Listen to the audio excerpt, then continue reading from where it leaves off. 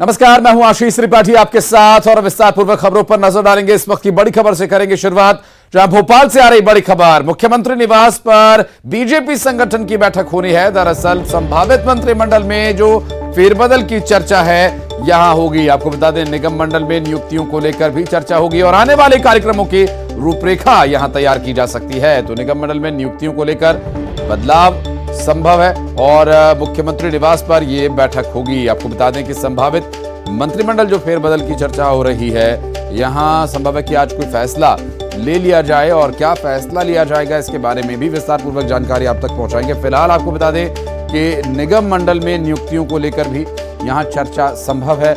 मुख्यमंत्री आवास पर यह बैठक होनी है और कौन कौन यहां पहुंचने वाले हैं, मंत्रिमंडल के कौन से चेहरे यहां पर होंगे मुख्यमंत्री के साथ चर्चा करने के लिए, क्या संगठन से भी कोई यहां निर्देश सरकार के लिए रहेगा, ये भी देखना अहम होगा। इस पर भी और विस्तार पूर्वक जानकारी आप तक पहुंचाएंगे। भोपाल से इस वक्त की बड़ी खबर आपको बता दें, संभावित मंत्रिमंडल फेरबदल की हम जब बात करते हैं तो यहां किन मंत्रियों को हटाया जाएगा, किनके विभागों को बदला जा सकता है, ये भी काफी महत्वपूर्ण प्रश्न रहेगा। और मुख्यमंत्री आवास पर होने वाली बीजेपी संगठन की बैठक की यदि बात करें तो क्या इस बैठक से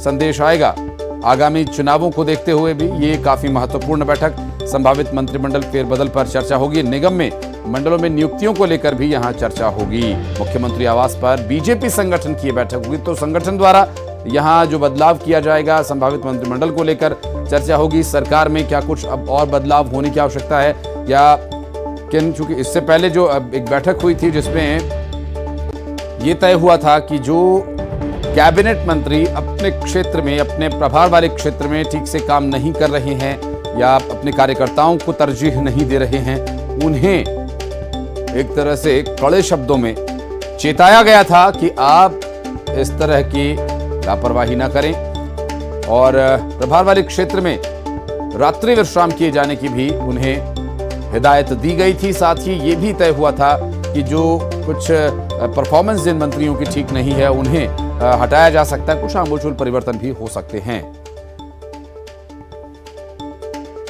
शैलेंद्र हमारे सहयोगी इस वक्त हमारे साथ हैं। शैलेंद्र, आज जो संगठन की बैठक होनी है इसके बारे में क्या कुछ डिटेल मिल पा रही है?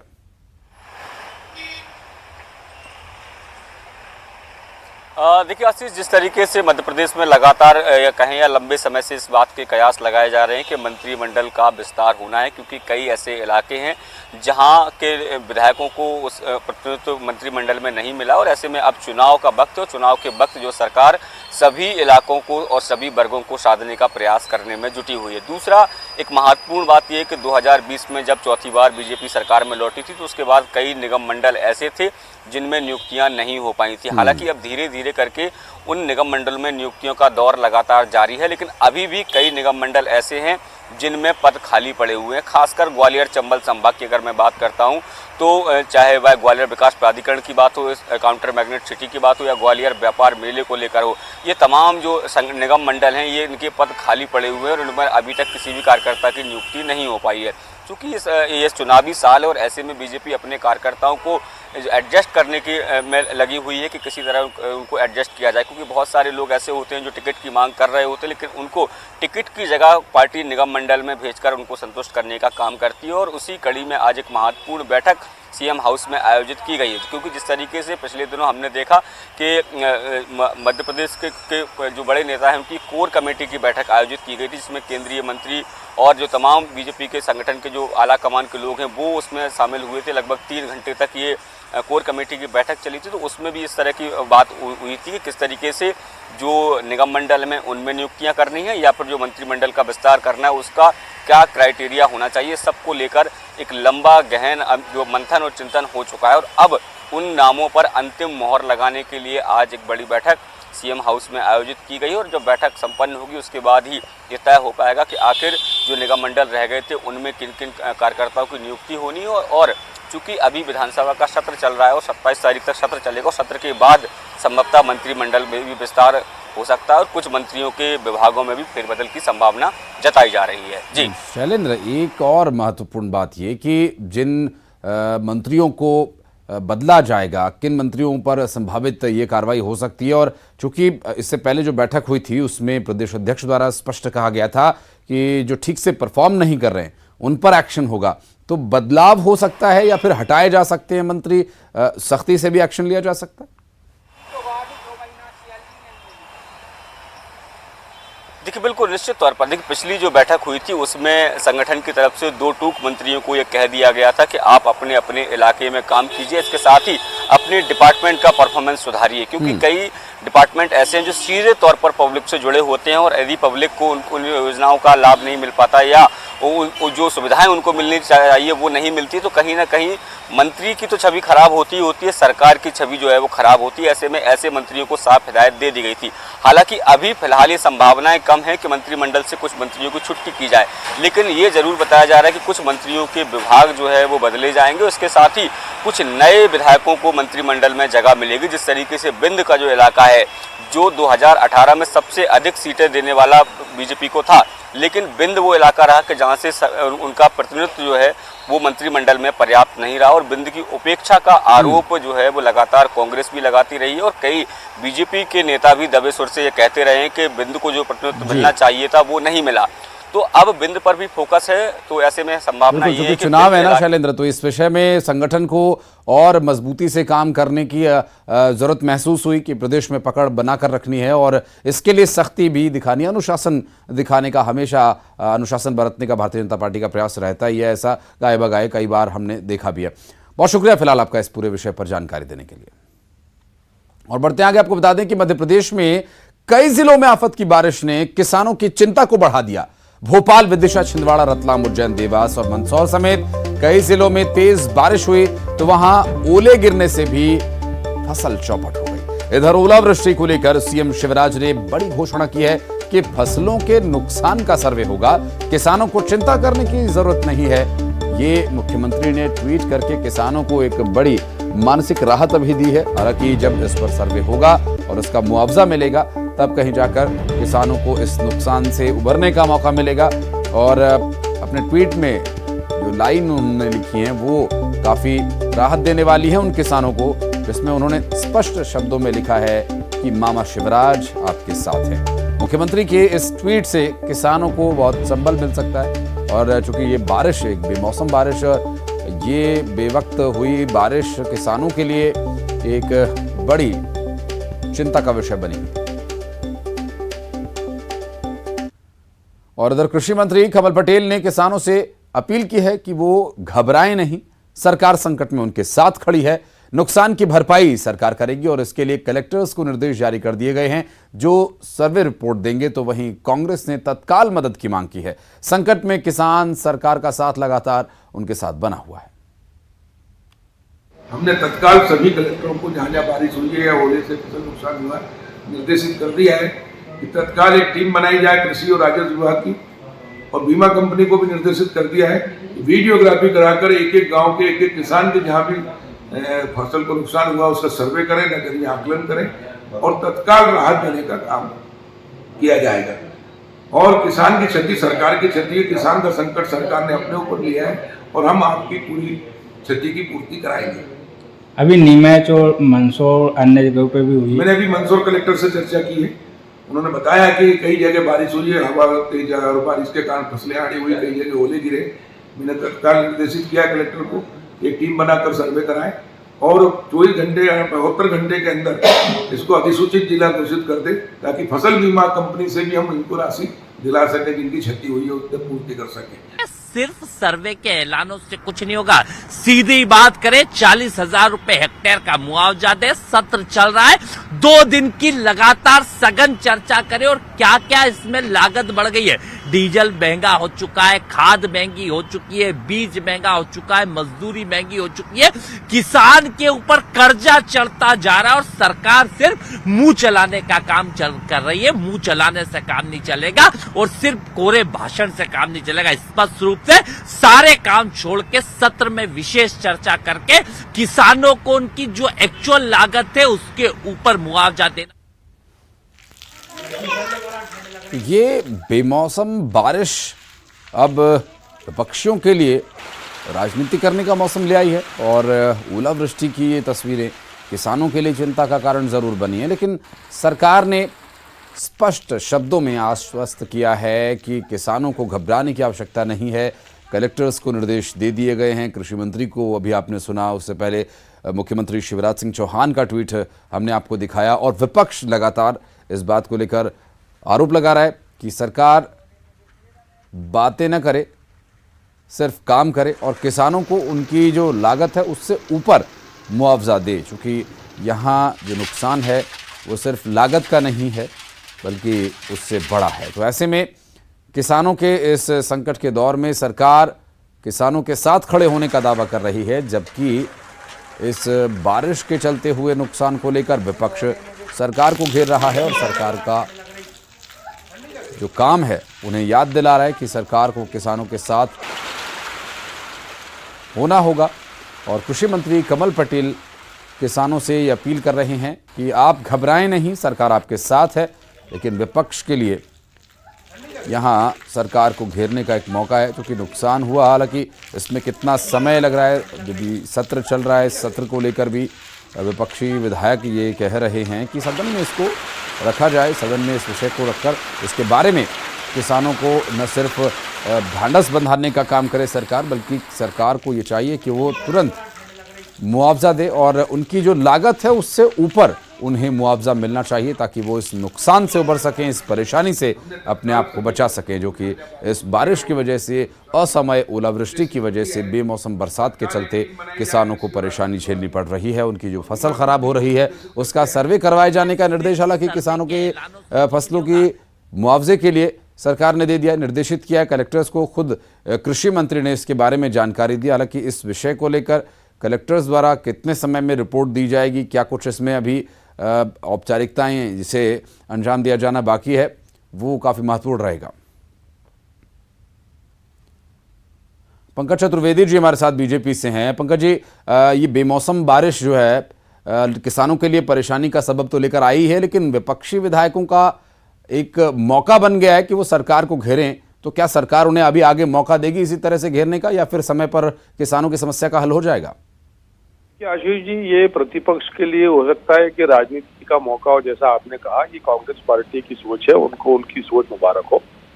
कल जैसे ही ये असमय ओलावृष्टि हुई, क्योंकि ये प्राकृतिक विषय जो किसी के नियंत्रण में नहीं है, और एक चीज हमारे नियंत्रण में वो है सरकार के स्तर पर काम करना। और ओलावृष्टि होती तत्काल माननीय मुख्यमंत्री शिवराज जी का संदेश था मध्य प्रदेश के सारे अन्नदाताओं के लिए कि एक एक दाने का क्षतिपूर्ति, एक एक दाने की भरपाई सरकार करेगी। और हम सब जानते हैं कि आरबीसी में ये जो रेवेन्यू बोर्ड ऑफ कंडक्ट है, जिसके तहत मुआवजे और बाकी प्रक्रिया सरकार की निर्धारित होती है, उसके पालन की एक प्रक्रिया है। और पहले भी जब भी अवसर आया तो स्वयं मुख्यमंत्री शिवराज जी जनता के बीच मैदान में गए, जिसको हम ग्राउंड जीरो कहते हैं, वहां पहुंचे। तो इसलिए मुख्यमंत्री जी, कृषि मंत्री जी दोनों वक्तव्य सामने हैं और मध्य प्रदेश के हर एक अन्नदाता को चिंता करने की आवश्यकता नहीं है। ये शिवराज जी की भारतीय जनता पार्टी की सरकार है। कांग्रेस अपनी राजनीति करती रहे, वो कांग्रेस की सोच है। वो कोई सजेशन भी आया है कि 40,000 रुपए प्रति एकड़ के हिसाब से शायद मुआवजा देना चाहिए, लागत से ऊपर मुआवजा मिलना चाहिए। मैं आपके पास आऊंगा पंकज जी। जेपी धनुपिया जी हमारे साथ जुड़ गए कांग्रेस से।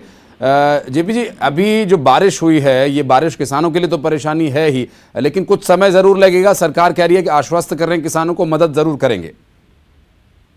देखिए, सरकार का काम तो मदद करना होता है।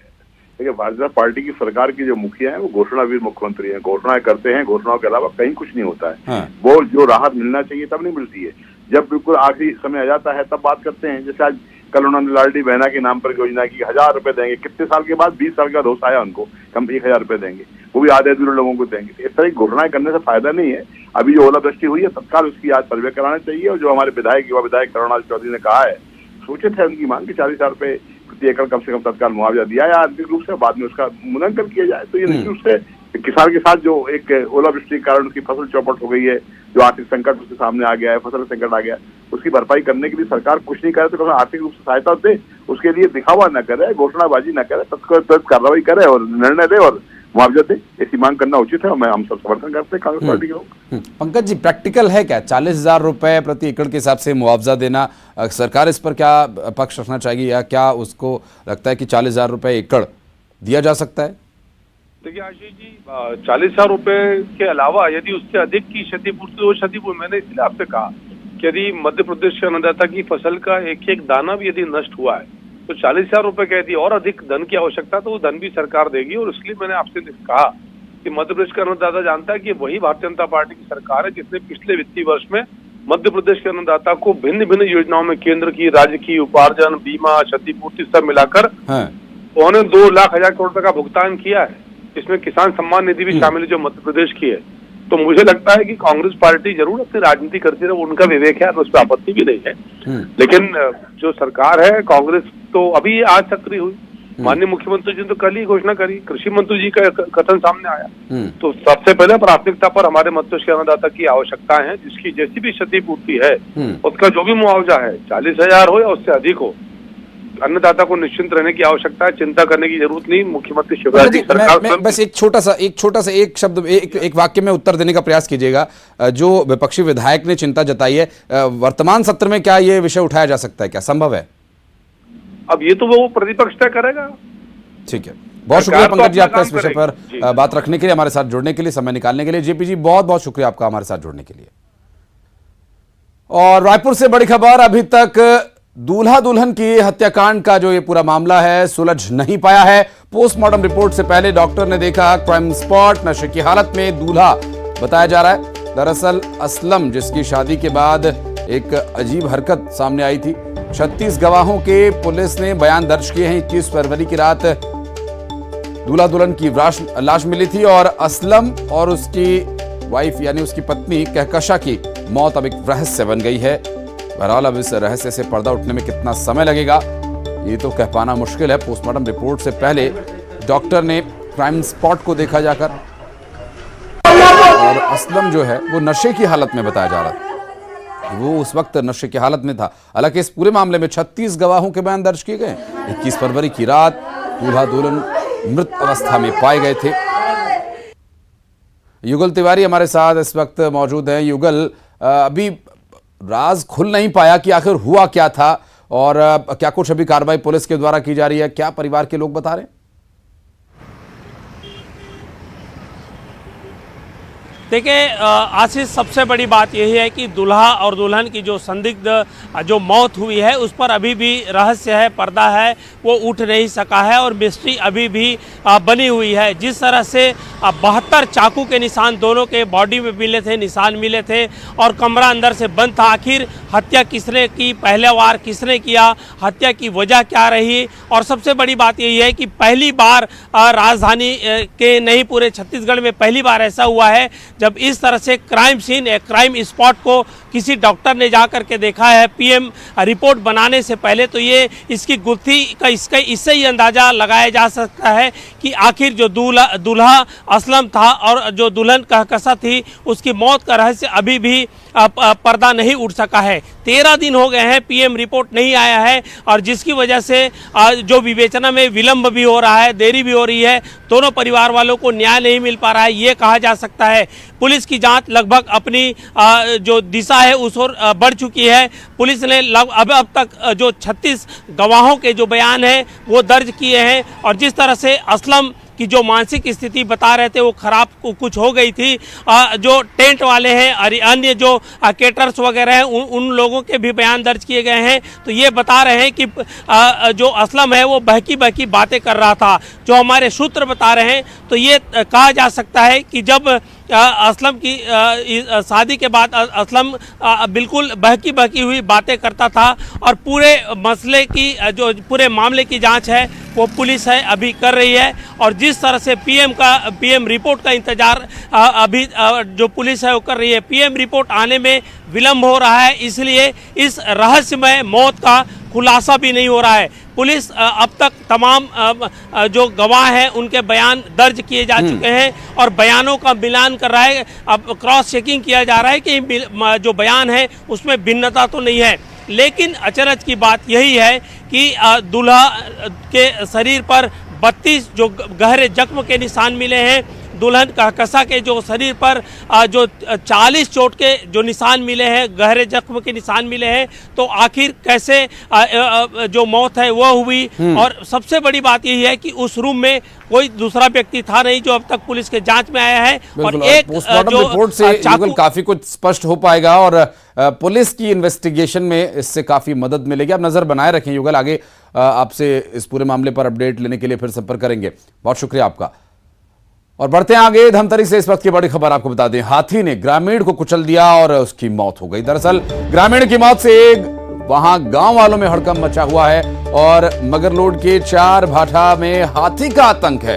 वन विभाग ने गांव में मुनादी करा दी है, लोगों से सावधान रहने के लिए कहा गया है और बिना वजह घर से बाहर निकलने से बचने की सलाह यहां पर मुनादी कर दी गई है। और इस विषय की ज्यादा जानकारी देंगे हमारे सहयोगी अभिषेक पांडे। अभिषेक, क्या कुछ जानकारी मिल पा रही है, कैसे मौत हुई, हाथी किस वक्त आया, क्या कुछ बता रहे हैं गांव वाले? देखिए आशीष, ये लगातार एक हाथी है, दंतैल हाथी, जो लगातार उस इलाके में घूम रहा है और जिस इलाके की तरफ बढ़ रहे हैं वन विभाग, उन इलाकों में लगातार लोगों को अलर्ट भी कर रहा है कि हाथी से सावधानी बरते जितना ज्यादा से ज्यादा हो सके। लेकिन ये घटना कल रात को करीब 12 बजे की बताई जा रही है। एक ग्रामीण है जो रात को 12 बजे नशे की हालत में घर से निकला था और उसी वक्त हाथी जो है गांव में घुसा। केले की बाड़ी थी, वहां पर हाथी जा रहा था और रास्ते में ग्रामीण सामने आ गया तो हाथी ने उस पर हमला कर दिया और बड़े ही दर्दनाक ढंग से उसकी वहां पर मौत हो गई। फिलहाल जो वन विभाग की टीम है अभी इस वक्त वो गांव पर मौजूद है और पंचनामा किया जा रहा है। साथ ही साथ ऐसी घटनाओं में जो परिवारों को मुआवजा दिया जाता है उसकी भी तैयारी की जा रही है। आशीष, निश्चित रूप से ये जो पूरा घटनाक्रम है ग्रामीणों के लिए एक दहशत का विषय जरूर है अभिषेक, लेकिन वन विभाग ने इस पर कोई आधिकारिक बयान जारी किया है, कैसे इसे रोका जाएगा और यह हाथी इसी एक क्षेत्र में बार बार क्यों देखा जा रहा है? क्या वो एक ही हाथी है या फिर कुछ अलग अलग हाथी हैं जो गाहे बगाहे यहाँ घूमते चले आते हैं? पिछले 1.5 साल में ये 12वीं मौत है जो हाथियों के कुचलने से हुई है।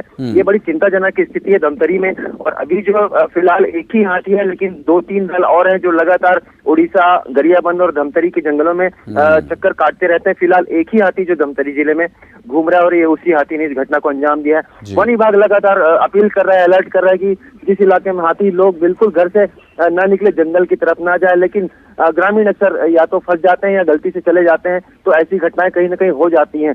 लोगों को ही सावधान रहने की जरूरत है, वरना वन विभाग के पास ऐसा कोई साधन संसाधन नहीं है कि इस तरह की घटनाओं को रोक सके। आशीष, निश्चित रूप से अभिषेक, आप नजर बनाए रखें वन विभाग क्या एक्शन लेता है, गांव वाले क्या इस पर कहते हैं, ये जानने के लिए फिर आपसे हम संपर्क करेंगे। बहुत बहुत शुक्रिया आपका इस पूरे जानकारी के लिए। और बढ़ते आगे, रुक करेंगे अगली खबर का। आपको बता दें ये जबलपुर से इस वक्त की बड़ी खबर आ रही है, जहां पर प्राइवेट स्कूल्स की मनमानी पर शिक्षा विभाग पूरी तरह से अब सख्त है। आपको बता दें कि जिला शिक्षा अधिकारी ने आदेश जारी किया कि किताब, ड्रेस, फीस की सूची स्कूल बोर्ड पर लगाई जाए। किताबों के लिए 5 दुकानों के नाम बोर्ड पर लिखना जरूरी है। पेरेंट्स पर किताबों का पूरा सेट लेने का दबाव नहीं बनाया जाए और साथ ही स्कूल ड्रेस भी किसी भी दुकान से लेने की छूट होनी चाहिए। शैक्षणिक सत्र की शुरुआत होने के पहले विभाग ने इसकी तैयारी की है और इससे अभिभावकों को राहत जरूर मिलेगी। मसलन कई बार प्राइवेट स्कूल्स की तरफ से निश्चित दुकान से ही वर्दी, किताबें और अन्य उपयोगी वस्तुएं लेने के लिए दबाव बनाया जाता है, जिसमें वो मनमाने दाम वसूलते हैं और अभिभावकों की कमर टूट जाती है। और बढ़ते आगे, रायपुर से बड़ी खबर। टी.एस. सिंहदेव पर धर्मलाल कौशिक ने बयान दिया और टी.एस. सिंहदेव के परिवार के बारे में सब जानते हैं। धर्मलाल कौशिक ने कहा, टी.एस. सिंहदेव के बारे में किसी को बताने की जरूरत नहीं है। जो सम्मान उस परिवार का रहा है, आज उसे ठेस पहुंचाई जा रही है और आज कांग्रेस में उनको ठेस पहुंचाने का काम हो रहा है। उनकी पीड़ा सामने आती है। कांग्रेस में सम्मान नहीं होने से वो अपमानित महसूस कर रहे हैं। धर्मलाल कौशिक का बड़ा बयान टी.एस. सिंहदेव को लेकर। टी.एस. देव जी की बात है, उनके परिवार के बारे में आप सब लोग जानते हैं, मुझे बताने की जरूरत नहीं है कि कैसा परिवार है और कैसे रहे हैं। प्रतिष्ठित परिवार है और चीफ सेक्रेटरी उस परिवार से रहे हैं, विधायक रहे हैं। लेकिन जो सम्मान उस परिवार का रहा है, मुझे लगता है कि आज जिस प्रकार से कांग्रेस की छत्तीसगढ़ में स्थिति है और जिस सम्मान के वो अधिकारी हैं, कहीं न कहीं उनको ठेस पहुंचाने का काम इस सरकार के द्वारा की जा रही है, कांग्रेस के द्वारा की जा रही है। और अब तो 2.5 साल वाला मामला निकल गया है, तो मुझे लगता है कि इस सारी बातों को भूल जाना चाहिए और भूल करके जैसा जो सम्मान जिस परिवार का जो रहा है, और नहीं होता है तो निश्चित रूप से दर्द निकलेगा, दर्द छलकेगा, उनकी पीड़ा है और वो सबके सामने दबाने का प्रयास भी करते हैं, लेकिन आखिर मानव स्वभाव है, कहीं न कहीं से ये प्रकट भी होता है। तो मुझे लगता है कि कांग्रेस में अपने आप को एक जैसा सम्मान जो होना चाहिए नहीं होने से कहीं न कहीं दिल से अपमानित महसूस या फील ये करते हैं कि शायद कांग्रेस को उनकी आवश्यकता नहीं है। ये आजकल पूरे दिखाई। और चलिए अब ले चलते हैं आपको उज्जैन, बाबा महाकाल के दर्शन करवाते हैं। दरअसल उज्जैन के महाकालेश्वर मंदिर में सबसे पहले होली का त्योहार मनाए जाने की परंपरा है और मंगलवार को भस्म आरती के बाद पुजारियों ने बाबा महाकाल के साथ गुलाल और फूलों से होली खेली। इस दौरान बड़ी संख्या में श्रद्धालु भी भगवान महाकाल के साथ होली खेलने के लिए पहुंचे और आरती के दौरान पूरा मंदिर परिसर गुलाल और रंगों से सराबोर हो गया। इस नजारे को देखने के लिए श्रद्धालु हर साल उज्जैन आते हैं बड़ी संख्या में, लेकिन सभी को ये सौभाग्य नहीं मिल पाता जो बाबा के दरबार में नहीं पहुंच पाए। न्यूज़ 18 मध्य प्रदेश छत्तीसगढ़ के माध्यम से ये मौका हम आपको देते हैं।